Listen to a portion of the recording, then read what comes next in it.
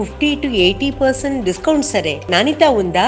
Don't worry. ఏ ఫ్యాక్టరీలో అయితే మిగతా బ్రాండ్స్ మందులు తయారు చేయబడతాయో అదే ఫ్యాక్టరీలో మెడ్ప్లస్ బ్రాండ్స్ మందులు కూడా తయారు చేస్తారు. Best quality, best price, always MedPlus. తెలంగాణలో ఇక అయిపోయింది అనుకున్న కాంగ్రెస్ పార్టీని అధికారంలోకి తెచ్చిన క్రెడిట్ ఖచ్చితంగా రేవంత్ రెడ్డికి దక్కుతుంది. అలాంటి రేవంత్ రెడ్డి మహారాష్ట్రలో చాలా నియోజకవర్గాల్లో కాంగ్రెస్ పార్టీ అభ్యర్థుల గెలుపు కోసం ప్రచారం చేశారు, కానీ ఎక్కడా ప్రభావం చూపించలేకపోయారు. సో మహారాష్ట్ర ఫలితాలతో తెలంగాణ కాంగ్రెస్లో కలవరం స్టార్ట్ అయిందా అంటే ఏం చెప్తారు సార్? అంటే ఇప్పుడు ప్రతి ఎన్నిక వల్ల హర్యానా ఎన్నికల వల్ల కలవరం, మహారాష్ట్ర ఎన్నికల కలవరం, ఆంధ్రప్రదేశ్ ఎన్నికల వల్ల కలవరం. అంటే సరే, మన ఆంధ్రప్రదేశ్ ఎన్నికలు 1% ఓటింగ్ వచ్చింది, తెలంగాణ కలవరం చెందారా? సో ప్రతి ఎన్నికల వల్ల కలవరాలు చెందుకుంటుంటారండి. రాష్ట్ర రాజకీయాలు వేరు, ఇంకో రాష్ట్ర రాజకీయాలు వేరు. ఇప్పుడు మహారాష్ట్ర రాజకీయాలు వేరు, తెలంగాణ రాజకీయాలు వేరు. ఆ మాటకైతే మహారాష్ట్రలో కాంగ్రెస్ ఏం అధికారంలో లేదు, ఇప్పుడు కొత్తగా అధికారం కోల్పోయింది కాదు. అలా మహారాష్ట్రలో కాంగ్రెస్ సొంతగా పోటీ చేసింది కాదు, మిత్రపక్షాలతో పోటీ చేసింది.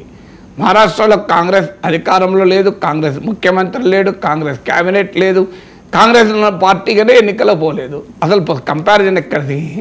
సో అందువల్ల కలవరాలు, ఇది మీడియా మన మీడియా కథనాలకు కలవరాలు చెందుతోంది అని.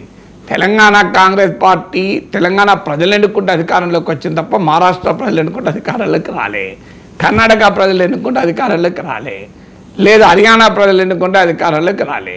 ఒక రాష్ట్ర రాజకీయాలు మరో రాష్ట్ర రాజకీయాలకు అసలు పోలికే ఉండదు. మీకు హిమాచల్ ప్రదేశ్లో కాంగ్రెస్ గెలిచింది, పక్కనే ఉన్న హర్యానాలో గెలవలేకపోయింది. సో కర్ణాటకలో గెలిచింది, తెలంగాణలో గెలిచింది, పక్కనే ఉన్న ఆంధ్రప్రదేశ్లో 1% ఓట్లు కూడా రాలే. అందువల్ల రాజకీయాలు రాష్ట్రానికి మార్పు చెందుతుంది.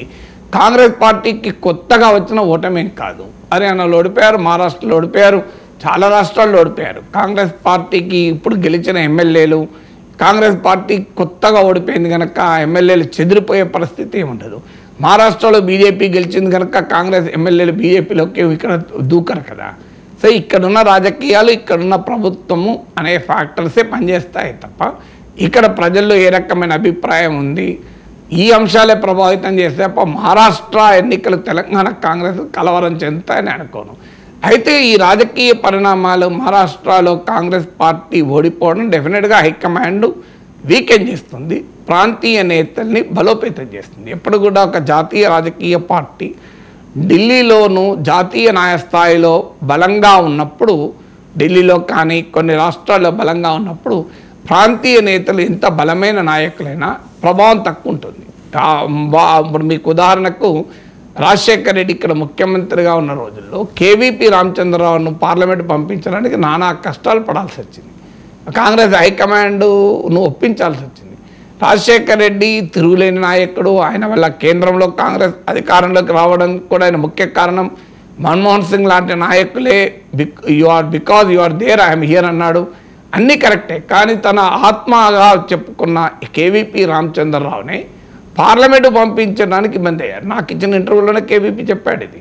సో అలాంటి ఎందుకు కారణం, ఆ రోజు కాంగ్రెస్ పార్టీ దేశంలో అధికారంలో ఉంది, అనేక రాష్ట్రాల్లో అధికారంలో ఉంది. అందువల్ల ఎప్పుడు కూడా జాతీయ పార్టీల్లో జాతీయ స్థాయిలో ఢిల్లీలో కానీ దేశంలోని ఇతర ప్రాంతాల్లో కానీ ఒక పార్టీ అధికారంలో ఉన్నప్పుడు హైకమాండ్ చాలా బలంగా ఉంటుంది, ప్రాంతీయ స్థాయి నేతలే డామినేట్ చేస్తుంది, ప్రాంతీయ పరిణామాల్ని శాసిస్తుంది. కానీ ఎప్పుడైతే దేశంలో అధికారంలో ఉండదు, అనేక రాష్ట్రాల్లో అధికారం ఉండదు, అప్పుడు హైకమాండ్ ఆ స్థాయిలో అసర్ట్ చేసుకోలేదు. ఆ రకంగా చూసినప్పుడు ఇది రేవంత్ రెడ్డికి అడ్వాంటేజ్. ఇప్పుడు మహారాష్ట్ర ఓటమి అడ్వాంటేజ్ రేవంత్ రెడ్డి, ఎందుకంటే ఉన్న తెలంగాణ డిస్టర్బ్ చేసుకోవాలని చూసుకుంటుందా, స్టేటస్ కోను మెయింటైన్ చేయాలి, అలాగూ 2028 వరకు కాంగ్రెస్ ప్రభుత్వం ఉండాలని కోరుకుంటుంది తప్ప ఇప్పుడు ఎక్స్పెరిమెంట్లకు వెళ్ళి తెలంగాణలో ఉన్న కాంగ్రెస్ ప్రభుత్వాన్ని, కాంగ్రెస్ నాయకత్వాన్ని, కాంగ్రెస్ ముఖ్యమంత్రిని అస్థిరపరిచేటువంటి సాహసం హైకమాండ్ చేయదు. అందువల్ల తప్పనిసరిగా మహారాష్ట్ర ఓటమి, అంతకుముందు హర్యానా ఓటమి సిద్ధరామయ్యకి అడ్వాంటేజ్, రేవంత్ రెడ్డికి అడ్వాంటేజ్. లేకపోతే ఒకవేళ ఈ రెండు మహారాష్ట్ర గెలిచి హర్యానా గెలిచి ఇప్పుడు జార్ఖండ్లో కూడా మిత్రపక్షంతో కలిసి గెలిచాక హైకమాండ్ అసర్ట్ చేసుకునేది, హైకమాండ్ పవర్ పెరిగేది. అక్కడ మరి డీకే శివకుమార్ కానీ ఇక్కడ కూడా రాజకీయ పరిణామాలకు అవకాశం ఉండేది. అందువల్ల ఇది అడ్వాంటేజ్ రేవంత్ రెడ్డి నాయకత్వానికి ఇంకా సవాల్ తగ్గింది కంపారిటివ్లీ. అందువల్ల ఇప్పుడు బహుశా ఆయన క్యాబినెట్ కూర్పులో కావచ్చు, ఇతరత్ర కావచ్చు కూడా తన సే పెంచుకోవడానికి అవకాశం ఉంటుంది. హైకమాండ్ వద్ద తన మాట నెగ్గించుకోవడానికి అవకాశం ఉంటుంది.